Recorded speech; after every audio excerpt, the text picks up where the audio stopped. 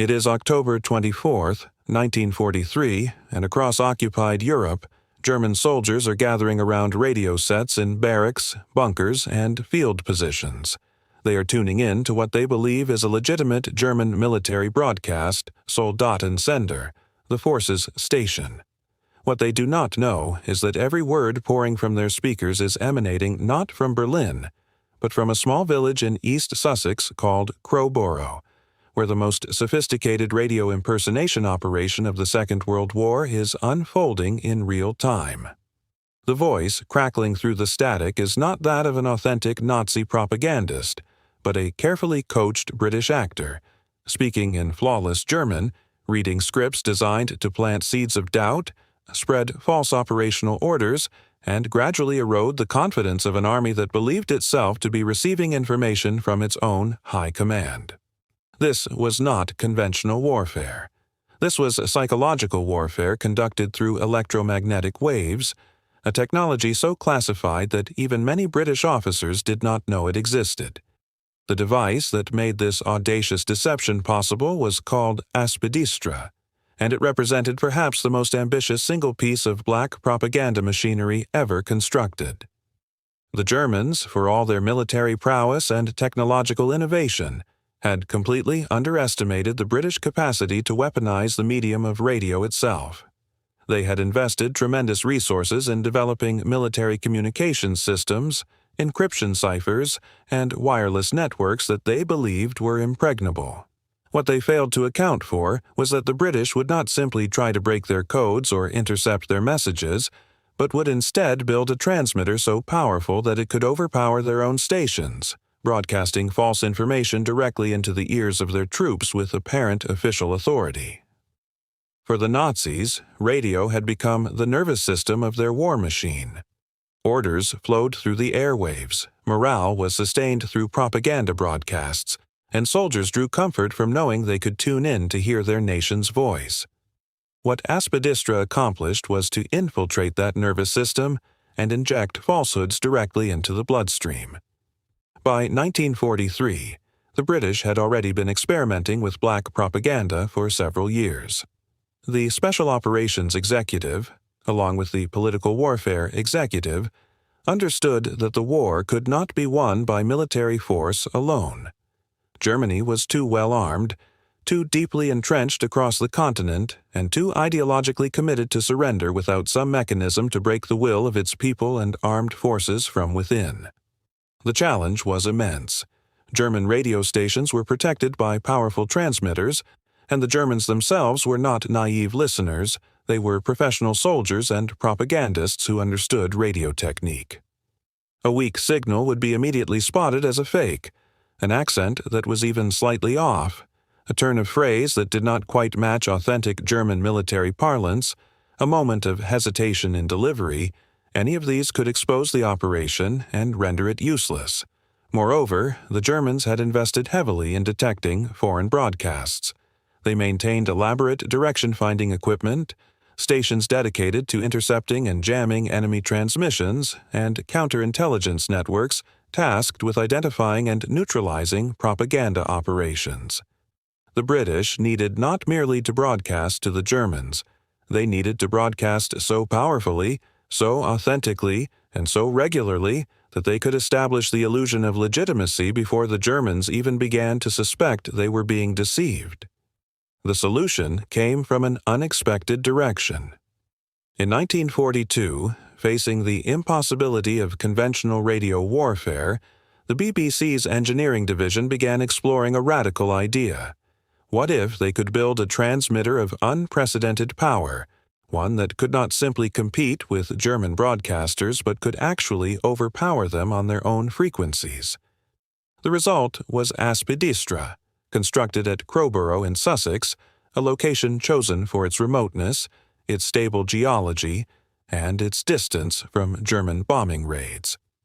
The transmitter was, by the standards of the time, extraordinary. It operated at a power output of between 300 and 500 kilowatts, roughly equivalent to a large city's power consumption, and was capable of broadcasting across a range of frequencies that allowed it to jam or override virtually any German military or civilian broadcast. The antenna array was equally impressive, stretching across several acres of countryside, oriented to focus its signal across occupied Europe with surgical precision. The engineers who built it understood that raw power alone was insufficient. The transmitter had to be frequency accurate, with minimal drift that might reveal its location through direction-finding equipment. It had to produce crystal-clear sound, free from the hiss and distortion that might betray its foreign origin, and it had to operate continuously, sustaining the illusion that these broadcasts were genuine German communications. The technical achievement was staggering. The transmitter utilized valve technology, vacuum tubes of enormous size and power handling capacity that had to be carefully maintained and regularly replaced. The operational staff included not merely engineers, but linguists, actors, scriptwriters, and military advisors who worked in concert to create broadcasts that were not merely grammatically correct German, but authentic-sounding military German, complete with the jargon, the cadence, and the peculiar phrasing of actual Wehrmacht communications. The transmitter was hidden within what appeared to be a modest broadcasting station, disguised from aerial observation by camouflage netting and deliberately scattered construction that avoided any appearance of strategic importance. The actual broadcasts were recorded in advance on disk, allowing the operation to maintain absolute control over every element of content whilst maintaining the illusion of live transmission. Scripts were developed by a team that included German refugees who understood the subtleties of authentic military speech, British linguists who could identify when a phrase rang false, and military intelligence officers who understood German operational procedures well enough to craft false orders that would pass even rigorous scrutiny. The scripts would move beyond simple propaganda.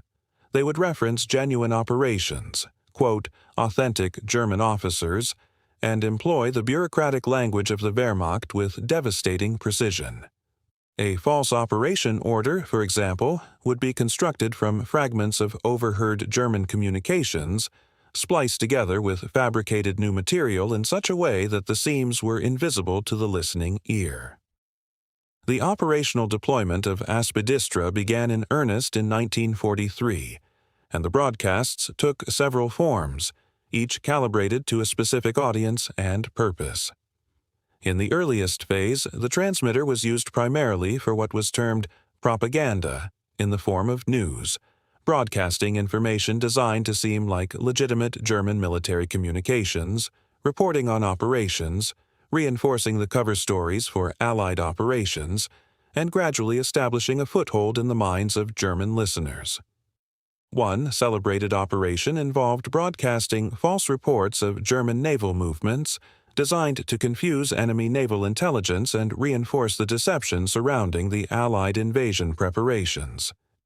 The broadcasts would describe ships in locations where no ships existed, report engagements that never occurred, and provide false casualty figures that supported an overall narrative of German naval success, a narrative designed to keep the German Admiralty confident enough that they would not take preemptive action. On other occasions, Aspidistra was used to broadcast what appeared to be Wehrmacht operational orders, sometimes genuine orders that had been intercepted and were being retransmitted with subtle modifications designed to create confusion, and sometimes entirely fabricated orders designed to move troops, disrupt supply lines, or create conflicts between different branches of the German military. The psychological impact on German soldiers was profound, though difficult to quantify precisely. Records from the period indicate that captured German soldiers, when interrogated about morale and information sources, frequently cited Soldatensender as their primary source of operational information. Some soldiers expressed confidence in operations that had actually been falsely reported by Aspidistra.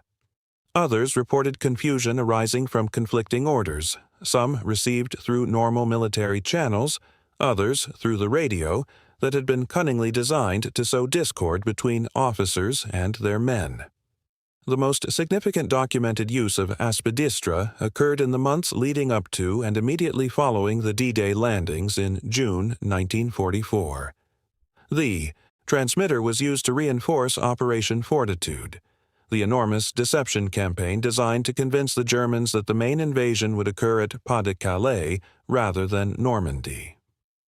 Through a series of carefully orchestrated false broadcasts, aspidistra helped create the impression of vast military movements, the concentration of invasion fleets in southern English ports, and repeated reports of a military buildup far larger than actually existed. The Germans, receiving these reports through what they believed were their own communications channels, further reinforced their conviction that Normandy was a feint and that the true invasion would come elsewhere, a belief that proved catastrophic when the actual landings occurred at Normandy and German reinforcements were unable to reach the beachhead because they were held in reserve, expecting the larger invasion that would never come.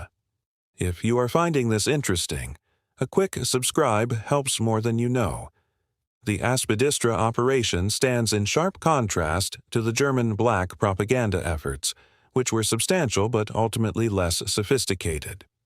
The Germans operated several transmitters designed to broadcast to British and Allied audiences, including the infamous Axis Sally broadcasts, but these operated from a fundamentally weaker position. German propagandists knew that their broadcasts would be received by hostile audiences who were predisposed to disbelieve them, so their efforts focused on sensationalism, appeals to cultural kinship, and attempts to exploit class divisions. By contrast, aspidistra operated on a principle of authentic simulation.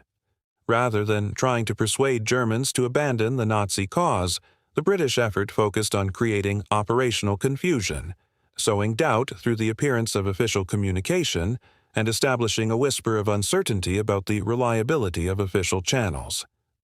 The Americans, meanwhile, had their own black propaganda operations, including transmitters operated from multiple locations across Britain, but these never achieved the technical sophistication or operational integration of aspidistra.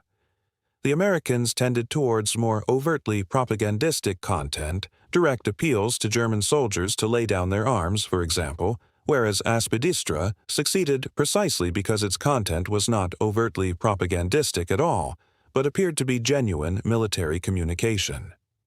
The aspidistra transmitter was the most powerful of its kind in the world at the time of its operation, and no other nation produced a comparable facility. The Soviets operated black propaganda operations, but relied on conventional radio broadcasts rather than on the simulation of authentic enemy communications. The technological gap represented by aspidistra was so significant that it would not be narrowed until the advent of television broadcasting technology in the post-war period. The historical impact of aspidistra remains difficult to measure with precision, which is entirely appropriate given the nature of psychological warfare. The transmitter succeeded in establishing a presence in the German communications landscape that persisted until the very end of the war. Captured German soldiers continued to reference Soldatensender as a trusted source of information even in the final months of the conflict. Intelligence reports from the time suggest that German military planners spent considerable resources attempting to identify the source of false broadcasts and to develop countermeasures against them. Most significantly, the operation provided the Allies with a tool for disseminating false operational information that complemented the visual deception efforts of Operation Fortitude. Whereas the deception campaign relied on false radio traffic, false visual signals, and false documents to create the illusion of invasion preparations in the wrong location, aspidistra provided the means to reinforce those false signals through what appeared to be Germany's own communications network, creating a feedback loop in which German intelligence received confirmation of the deception through channels they believed were secure and reliable. The exact number of German soldiers influenced by aspidistra broadcasts, the precise extent to which the operation contributed to German strategic mistakes, and the degree to which the transmitter should be credited with any specific military outcome, All of these remain classified or forever unknowable.